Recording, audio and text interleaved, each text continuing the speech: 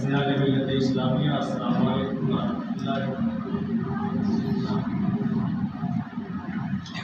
اللہم صلی علی رسولہ الکریم اما بعد۔ قال اللہ تعالی فی القرآن المجید والقرآن الحکیم اعوذ باللہ من الشیطان الرجیم بسم اللہ الرحمن الرحیم وبالوالدین احسانا صدق اللہ العظیم وصدق رسولہ النبی الکریم ونحن ولا ذلك لمن الشاہدین والشاکرین والحمد للہ رب العالمین۔ آئیے ہم اور آپ سب سے پہلے عقیدت و محبت کے ساتھ بارگاہ رسالت پاک صلی اللہ علیہ وسلم میں حضور شاور کریں اور جھوم کر بابا صلی اللہ سیدنا مولانا محمد مبارک وسلم صلاۃ و سلام علیک یا رسول اللہ صلی اللہ علیہ وسلم۔ عزیزان ملت اسلامیہ،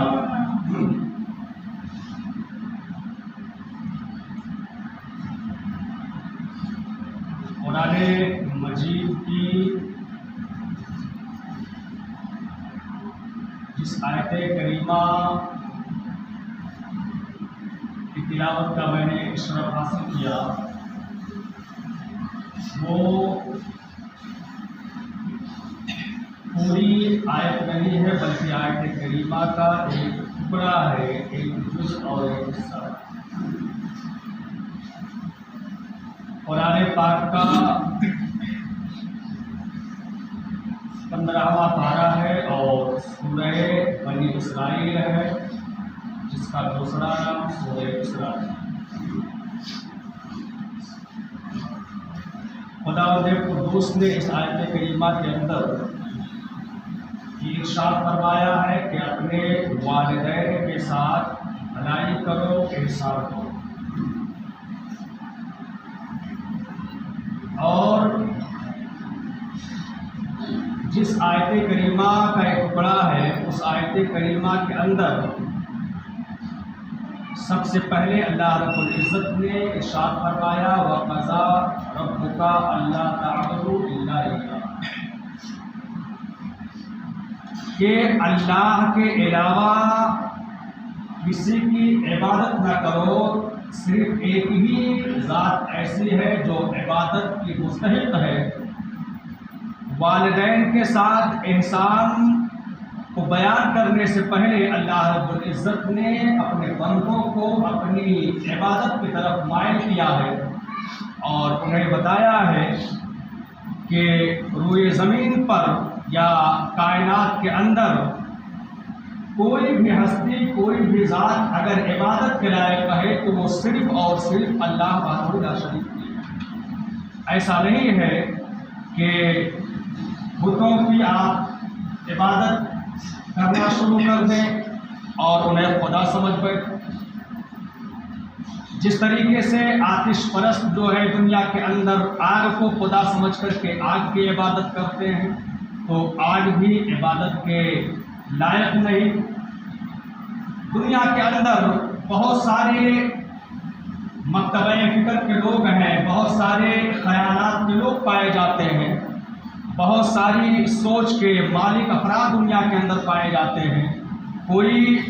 سورج کی عبادت کرتا ہے، کوئی چاند کی عبادت کر رہا ہے، کوئی ستاروں کو خدا مان کر کے ان کے سامنے اپنی پیشانی کو جھکا رہا ہے۔ غرضے کی اگر دنیا کی تاریخ کا آپ مطالعہ کریں اور دنیا کے اندر بسنے والی مخلوق بالخصوص انسانوں کا آپ جائزہ لیں تو ان انسانوں کا حال یہ ہے کہ انہیں یہ بھی نہیں معلوم ہے کہ ان کے خداؤں کی تعداد کتنی ہے۔ اکثر ایسے لوگ جو اشرف المخلوقات بنائے گئے ہیں، جنہیں انسانی دائرے میں رکھا گیا ہے، انسان ہونے کا جنہیں شرف عطا فرمایا گیا ہے، اس نادان انسان کو یہ بھی نہیں معلوم ہے کہ خدا کس ہستی کا نام ہے جس کے سامنے اپنی پیشانی کو جھکانا چاہیے۔ ان کا حال یہ ہے کہ کوئی بتوں کے سامنے ان کو خدا سمجھ کر کے اپنے پیشانی کو جھکائے ہوئے ہے، کوئی ستاروں کو، کوئی چاند سورج کو، کوئی اینٹ کوئی پتھر کو، غرضے کی بہت ساری دنیا کے اندر چیزیں ایسی ہیں جو اللہ کی پیدا کی ہوئی چیزیں ہیں، اور انسان انہیں اللہ کی مخلوق کو، اللہ کی پیدا کی ہوئی چیزوں کو خدا سمجھ بیٹھا ہے، اور ان کے سامنے اپنی پیشانی کو جھکا کر کے اپنی زندگی تباہ کر رہا ہے اور اپنی آخرت کو تباہ کر رہا ہے۔ اللہ رب العزت نے صاف طور پر اپنی کتاب قرآن کے اندر ارشاد فرمایا کہ عبادت کے لائق اگر دنیا کے اندر، کائنات کے اندر کوئی ہستی ہے تو وہ صرف اور صرف اللہ کی ہستی ہے، اللہ کی ذات ہے۔ اللہ کے علاوہ دنیا کے اندر جتنی چیزیں پیدا کی گئی ہیں ان تمام چیزوں میں سب سے افضل و اعلیٰ اگر کوئی مخلوق ہے تو وہ انبیاء کرام کی مخلوق، انبیاء کرام ہیں، اور انبیاء کرام میں حضور سرور کائنات صلی اللہ علیہ وسلم کی ذات اللہ کے بعد سب سے افضل و اعلیٰ ذات ہے۔ اگر اللہ کے علاوہ اللہ کی مخلوق میں کوئی دوسری چیز عبادت کی مستحق ہوتی تو اللہ کے بعد جو سب سے اہم اور سب سے مقدس، سب سے محترم ہستی مصطفیٰ جان رحمت صلی اللہ علیہ وسلم کی ہے، وہ جو ہے عبادت کے مستحق ہوتے، اور وہ عبادت کے مستحق نہیں ہیں اس لیے کہ وہ خدا نہیں ہے بلکہ اللہ کی مخلوق ہے، اللہ کی پیدا کی ہوئی چیزوں میں سے ایک چیز۔ جس طرح سے اینٹ اور پتھر ہیں اسی طرح سے انسان بھی اللہ کی پیدا کی ہوئی مخلوق۔ اسی لیے اللہ رب العزت نے صاف لفظوں میں بیان فرمایا کہ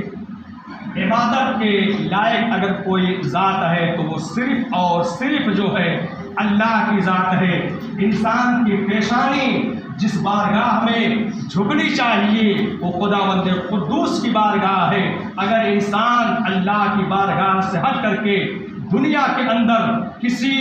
دوسری مخلوق کے سامنے اپنی پیشانی کو جھکا رہا ہے، سجدہ کر رہا ہے، اگر خدا سمجھ کر کے انہیں سجدہ کر رہا ہے تو اس کے ایمان کا جنازہ نکلے گا، اور اگر خدا سمجھ کر کے نہیں بلکہ اللہ کی مخلوق سمجھ کر کے بھی اگر ان کے سامنے اپنی پیشانی کو جھکا رہا ہے، سجدہ کر رہا ہے، تب بھی وہ اپنی دنیا کو اور اپنی آخرت کو تباہ و برباد کر رہا ہے۔ اگر وہ چاہتا ہے کہ اس کی دنیا اور آخرت سنورے، تباہ و برباد نہ ہو، تو اسے ایک خدا کی بارگاہ میں سجدہ سجود ہونے کی ضرورت پڑے۔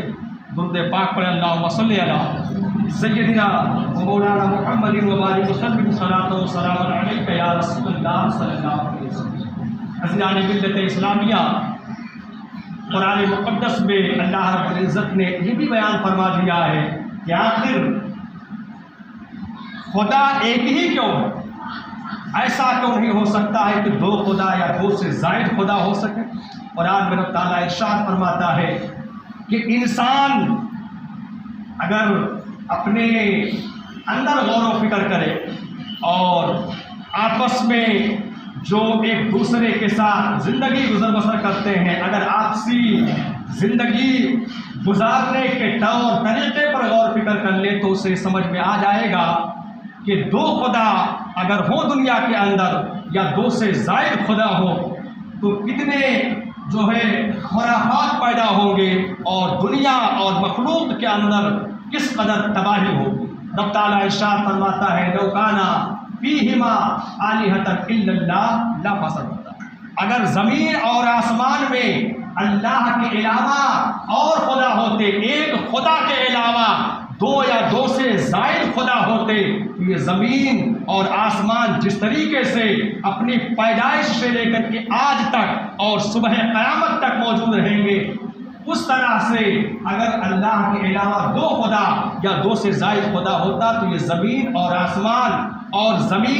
آسمان کے درمیان جو سارا نظام بنا کر کے رکھا گیا ہے، سارا نظام تباہ و برباد ہو جاتا۔ کیسے تباہ و برباد ہو جاتا؟ ہم اور آپ سمجھتے ہیں، ہم اور آپ کے افکار میں، ہماری سوچ، ہمارے خیال میں جو ہے اتنی تبدیلیاں ہوتی ہیں کہ جس کا ہم اور آپ اندازہ نہیں کر سکتے ہیں۔ اگر صرف دو انسانوں کو اور ایسے دو انسانوں کو جمع کیا جائے جو ایک ہی ماں باپ کی سگی اولاد ہو، ایک ہی خون ان کے رگوں کے اندر بہتا ہو، اور ان دونوں انسانوں کے افکار کا، ان کے ذہن کا، ان کی فکر اور سوچ کا اگر جائزہ لیا جائے تو معلوم ہوگا کہ ایک بھائی اگر اتر جا رہا ہے تو دوسرا بھائی دکن جا رہا ہے، ایک پورب جا رہا ہے تو ایک پچھم جا رہا ہے، ایک کچھ اور سوچ رہا ہے تو دوسرا اس سے اختلاف کر کے کچھ اور سوچ رہا ہے۔ رب تعالیٰ ارشاد فرماتا ہے لو کانا فیہما آلہۃ الا اللہ لفسدتا، اگر زمین و آسمان میں اللہ کے علاوہ دو یا دو سے زائد خدا ہوتے تو زمین تباہ ہو جاتی، آسمان تباہ ہو جاتا، زمین و آسمان کے درمیان سارا نظام درہم برہم ہو جاتا، اس لیے کہ اللہ رب العزت نے زمین اور آسمان کا اور زمین و آسمان کے اندر ایک نظام بنا کر کے رکھا ہے کہ سورج اپنے وقت پر نکلے گا، چاند اپنے مقررہ ٹائم پر نکلے گا، ستارے اپنے وقت سے طلوع ہوں گے، رات اپنے وقت پر ہوگی، دن اپنے وقت پر ہوگا، یہ سارا نظام بنا کر کے رکھا ہے خداوند قدوس نے۔ اگر دو یا دو سے زائد خدا ہوتے تو ایک خدا یہ چاہتا کہ دن ہو اور دوسرا چاہتا کہ رات ہو، ایک چاہتا کہ سورج نکلے اور دوسرا چاہتا کہ چاند نکلے، ایک چاہتا کہ ستارے نکلے اور دوسرا چاہتا کہ ستارے نہ نکلے، ایک چاہتا بارش ہو دوسرا چاہتا بارش نہ ہو۔ تو اس طرح سے اختلافات کی بنیاد پر زمین آسمان کا جو ہے سارا سسٹم بیکار ہوتا، سارا نظام درہم برہم ہو جاتا۔ اسی لیے رب تعالیٰ ارشاد فرماتا ہے کہ زمین و آسمان میں دو یا دو سے زائد خدا ہونے کا کوئی تصور ہی نہیں ہو سکتا ہے، اس لیے کہ زمین سلامت ہے، آسمان سلامت ہے، زمین و آسمان کا سارا نظام سلامت ہے، اور زمین و آسمان اور ان کے درمیان رائج نظام کی سلامتی اس بات کی دلیل ہے کہ خدا ایک ہے، اور وہی خدا اس لائق ہے کہ اس کی عبادت کی جائے، اس کی بندگی کی جائے، اس کی بارگاہ نیاز میں اپنی پیشانی کو خم کیا۔ درود پاک پڑھے اللہم صلی علی سیدنا و مولانا محمد وبارک وسلم صلاۃ و سلام علیک یا رسول اللہ صلی اللہ علیہ وسلم۔ وزیران ملت اسلامیہ پتہ چلا کہ خدا ایک ہے اور اسی خدا کی عبادت ہم اور آپ کے لیے لازم و ضروری ہے، اور ہم پر یہ لازم ہے کہ ہم اٹھتے بیٹھتے صبح و شام سفر و حضر میں،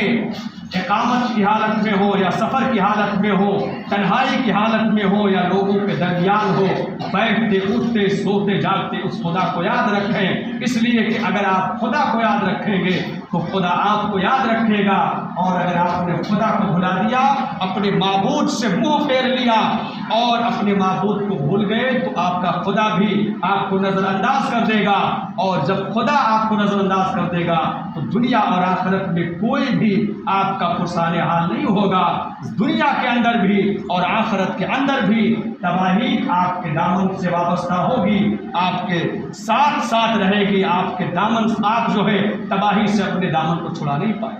اسی خداوند قدوس کا فرمان ہے وبالوالدین احسانا، پہلے تو اپنے معبود حقیقی کو پہچانو، جس خدا نے تمہیں پیدا کیا ہے اس خدا کو پہچانو، اس کی عبادت و بندگی کو اپنے لیے لازم و ضروری سمجھو۔ آپ اگر غور کریں اپنے ذہن و فکر پر تھوڑا سا دباؤ ڈالیں تو آپ کو پتہ چلے گا کہ انسان کی پیدائش میں سب سے اہم چیز دنیاوی اعتبار سے اگر آپ دیکھیں تو اگر کوئی پوچھے آپ سے کہ آپ کے والدین کون ہیں تو آپ بتائیں گے کہ دنیا کے اندر میری ماں فلاں ہے، میرے باپ فلاں ہے۔ ماں باپ دنیا کے اندر چاہے بچہ ہو یا بچی ہو، لڑکا ہو یا لڑکی ہو، ماں باپ پیدا ہونے کا دنیا کے اندر ایک انسان کے آنے کا سبب ہوا کرتے ہیں، لیکن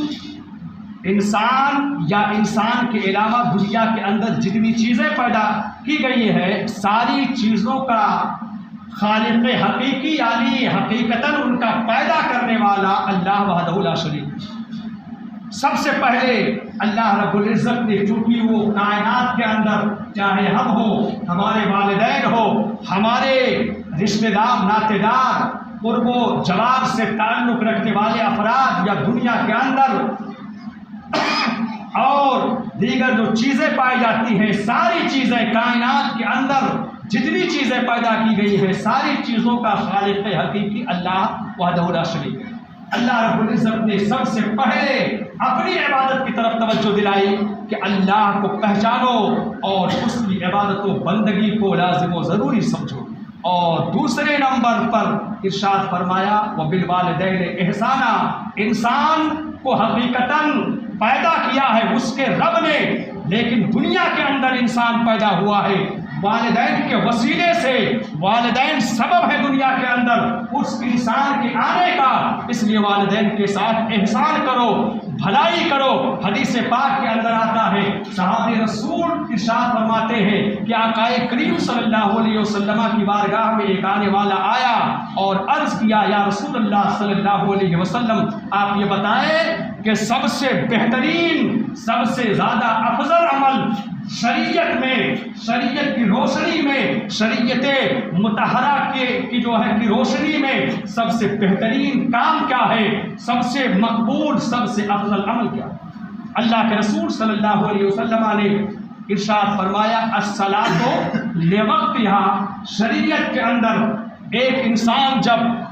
دائرہ اسلام کے اندر آتا ہے، مسلمان ہو جایا کرتا ہے، ہلکا بگوش اسلام ہو جایا کرتا ہے، تو اس انسان کے لیے اس کی زندگی میں سب سے اہم، سب سے افضل عبادت یہ ہے کہ وہ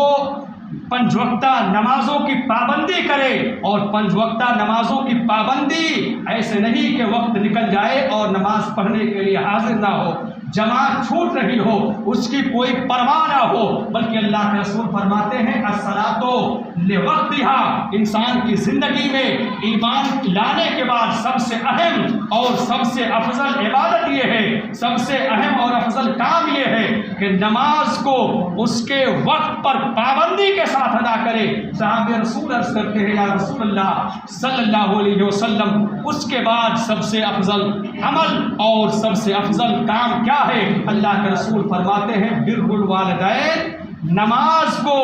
وقت پر پابندی کے ساتھ ادا کرنے کے بعد دوسرے نمبر پر انسان کے لیے شریعت کی روشنی میں سب سے افضل عمل یہ ہے کہ اگر اس کے والدین زندہ ہو تب بھی ان کے ساتھ احسان اور بھلائی کرے، اور اگر دنیا سے وہ جا چکے ہو تب بھی ان کے ساتھ وہ بھلائی کے ساتھ پیش آئے۔ درود پاک پڑھے اللہم صلی علی سیدنا و مولانا محمد مبارک وسلم، صلاۃ و سلام علیک یا رسول اللہ صلی اللہ علیہ وسلم۔ تو یہ اللہ کے رسول صلی اللہ علیہ وسلم کی حدیث ہے۔ آقا کریم ارشاد فرماتے ہیں کہ اگر والدین زندہ ہو، والدین باحیات ہو، تو ان کی زندگی میں ان کے ساتھ احسان کیا جائے، بھلائی کے ساتھ پیش آیا جائے، اور اگر وہ دنیا سے جا چکے ہو تب بھی ان کے بھلائی کا سامان پیدا کیا جائے، اور وہ کام کیا جائے کہ مرنے کے بعد بھی ان کے ساتھ بھلائی ہو، اور آپ کا شمار والدین کے ساتھ احسان کرنے والوں میں ہو۔ اللہ کے رسول صلی اللہ علیہ وسلم نے یہ بھی بیان فرما دیا کہ انسان اپنے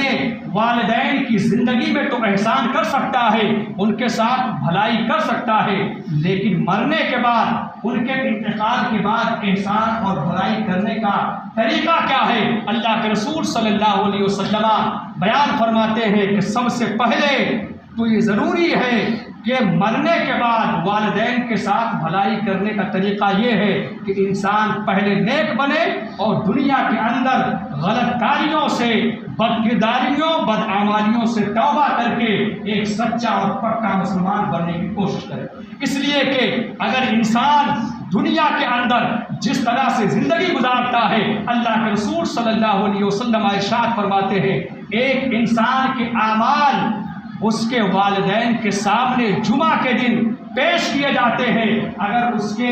اعمال اچھے ہوتے ہیں تو مرنے کے بعد بھی اس کے والدین کو خوشی حاصل ہوا کرتی ہے، اور اگر وہ بد کردار ہے، گناہ گار ہے، تو اس کے گناہوں کے سبب سے جب ان کے والدین کی بارگاہ میں اس کے اعمال پیش کیے جاتے ہیں تو مرنے کے بعد بھی والدین کو گناہوں کی وجہ سے، اولاد کی گناہوں کی وجہ سے تکلیف ہوتی ہے۔